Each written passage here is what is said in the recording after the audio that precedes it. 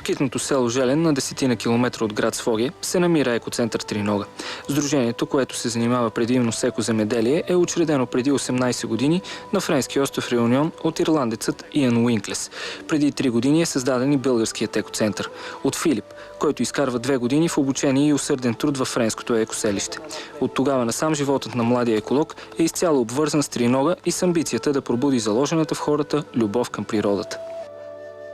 Интересното е, че нещата, които научаваме и които могат да бъдат научени тук, те се усвояват практически, т.е. се правят на практика, след което ти с това знание може да отидеш и да започнеш на свое място да работиш и да създаваш нещо, което е едновременно добро за природата и добро за тебе и околните. Любопитен е фактът, че 90% от храната, която се консумира в Тринога, е собствено производство. Но по-важно е, че всичко е екологично чисто и отгледано с много любов. Затова може би доматите, които озряват в градините им, с тегло близо 1 кг, а всяко едно ябълково дърво за година дава над 200 кг плодове.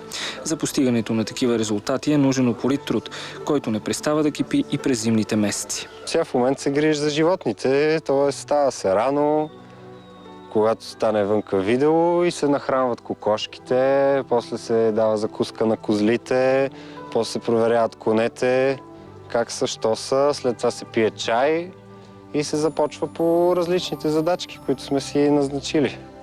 А задачките не са малко. Затова Филип е щастлив, че все повече млади хора го посещават, за да допринесат със своя доброволен труд за развитието на екоцентъра.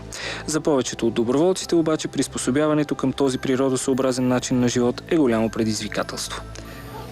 Първо, като дойдат пресни от София, да речем, нали, че им е най-близо тук, има период на дезинтоксикация. Първата вечер направо понякога повръщат, боли ги глава, докато изкарат, нали, най-първите глътки мръсен въздух. След това всичко е въпрос на работа върху себе си.